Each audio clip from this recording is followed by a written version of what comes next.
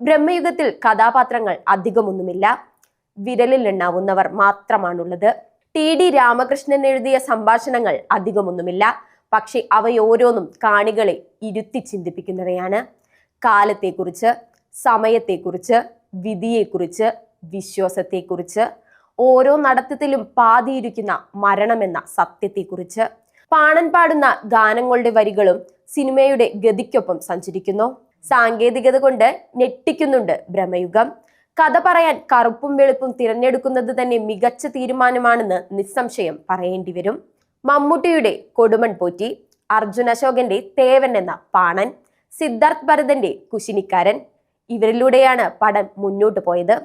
പോറ്റിക്ക് അധികാരത്തിന്റെ ഭ്രാന്താണ്, തേവന് മോഹന സ്വപ്നങ്ങളുടെ ഭ്രാന്തും, കുശിനിക്കാരന് പ്രതികാരത്തിന്റെ ഭ്രാന്തും.